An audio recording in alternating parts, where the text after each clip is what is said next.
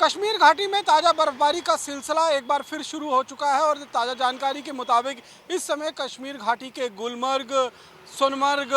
पीर की गली और किश्तवाड़ का जो सिंथन टॉप का इलाका है वहाँ पर इस समय हिमपात जो है वो लगातार चल रहा है। और जिस तरीके से जम्मू कश्मीर के अंदर जो पहले से ही इस बात को लेकर मौसम विभाग ने प्रेडिक्ट किया था कि आने वाले जो 3 दिन होंगे उन 3 दिनों में मौसम कश्मीर घाटी में ख़राब रह सकता है, ऊंचे पहाड़ी इलाकों पर बर्फबारी हो सकती है और उसका असर निचले इलाकों में भी पड़ेगा क्योंकि ठंड और ठिठुरन जो है वो कहीं ना कहीं बढ़ना शुरू हो जाएगी। और जिस तरीके से कश्मीर घाटी के लोगों को बेसब्री से इंतज़ार था क्योंकि बर्फ़ अकेले नहीं आती, अपने साथ बहुत सारी खुशियां लेकर आती है। बर्फ़बारी के साथ ही जम्मू कश्मीर में टूरिज़्म का एक नया सेक्टर की शुरुआत हो जाती है और टूरिस्ट देश विदेश से कश्मीर घाटी में बर्फ़बारी का लुत्फ़ उठाने के लिए हमेशा आते हैं। और अगर आप इस बर्फ़बारी का लुत्फ़ उठाना चाहते हैं कश्मीर घाटी के अंदर तो आप अपना प्रोग्राम जो है वो इस समय बना सकते हैं क्योंकि कश्मीर घाटी में ताज़ा बर्फ़बारी का सिलसिला शुरू हो चुका है। हालांकि अभी श्रीनगर के मैदानी इलाकों के अंदर बर्फ़बारी की शुरुआत नहीं हुई है,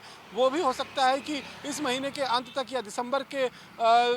महीने में जो है उस बर्फ़बारी की शुरुआत हो सकती है। लेकिन फ़िलहाल जो कश्मीर घाटी के ऊपरी पहाड़ी इलाके हैं, चाहे वो पीर की गली का इलाका है यानी कि पीर पंचाल का रेंज है, वहाँ पर इस समय हिमपात का दिन जो है वो हिमपात जो है वो हो रही है। इसके साथ साथ में गुलमर्ग के पहले फेज़ में जो है वो गुलमर्ग के ऊपरी पहाड़ी इलाकों के ऊपर जो है वो बर्फबारी हुई थी, लेकिन अब आज सुबह से जो है वो गुलमर्ग का जो रिज है, जो मेन डेस्टिनेशन है गुलमर्ग का, वहाँ पर इस समय बर्फबारी हिमपात हो रहा है और वो पूरी वैली जो है वो सफ़ेद चादर से ढकती हुई नज़र आ रही है। इसके साथ साथ में सोनमर्ग के भी ऊपरी पहाड़ी इलाकों में बर्फबारी हो रही है, सिंथन टॉप में बर्फबारी हो रही है, यानी कि साथ साथ में पहलगांव के कई ऐसे इलाके हैं जहां पर इस समय बर्फबारी की दौर की जो है शुरुआत बहुत जल्द होने वाली है। तो ऐसे में अगर आप जम्मू कश्मीर में घूमने का प्रोग्राम बना रहे हैं, बर्फबारी का लुत्फ़ उठाना चाहते हैं तो ये समय सबसे मुफीद रहेगा क्योंकि इस समय आपको चांदी से नहाए हुए पहाड़ जो हैं वो सफ़ेद नज़र आएंगे। पूरे कश्मीर घाटी के अंदर चारों तरफ जो मैदान होंगे, जो खेत होंगे, वो बर्फबारी से भरे हुए नज़र आएंगे और इस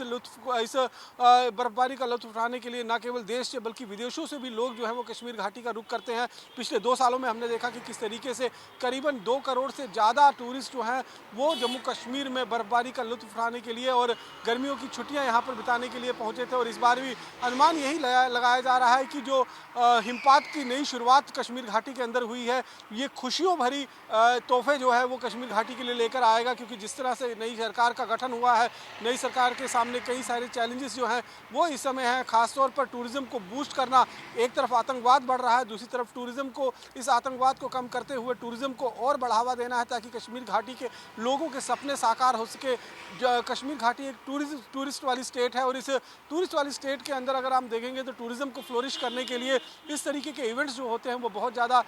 इंपॉर्टेंट रखते हैं। और अब आने वाले दिनों में आप देखेंगे कि गुलमर्ग की वादियाँ होंगी, सोनमर्ग की वादियाँ होंगी या पहलगांव या फिर इसके साथ साथ सिंथन टॉप और पीर की गली का जो इलाका होगा वो पूरी तरीके से टूरिस्ट से खचाखच भर जाएगा क्योंकि इस समय बर्फबारी का एक नया दौर जो है वो जो कश्मीर घाटी के अंदर शुरुआत हो चुकी है और 3 दिनों तक जो है कश्मीर घाटी में ये बर्फबारी जो है वो निरंतर जारी रहेगी। इसके बाद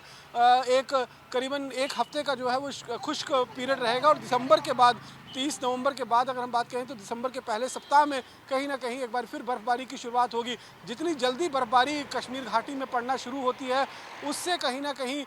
कश्मीर के लोगों को बहुत फ़ायदा होता है क्योंकि ग्लेशियर जो होते हैं, अगर बर्फबारी देरी से होती है तो ग्लेशियर बन नहीं पाते हैं और जो पुराने ग्लेशियर होते हैं वो गर्मियों में मेल्ट होना शुरू हो जाते हैं। लेकिन जो ये अर्ली बर्फबारी होती है, इनकी नवंबर के महीने में जो बर्फबारी होती है इसमें ग्लेशियर जो है वो सेट होते हैं और इनके ऊपर जब और बर्फबारी दिसंबर के महीने में, जनवरी के महीने में, फरवरी के महीने में होगी तो वो कहीं ना कहीं नीचे की बर्फ़ जो है वो सेट हो जाती है और पूरा साल कश्मीर घाटी में पानी की किसी तरीके की दिक्कत नहीं होती है। तो ये बर्फबारी सिर्फ एक इवेंट नहीं होता है, एक मौसम नहीं होती है, कश्मीर की टूरिज़्म को बढ़ाने के लिए बर्फबारी बहुत ज़्यादा ज़रूरी होती है। और ऐसे में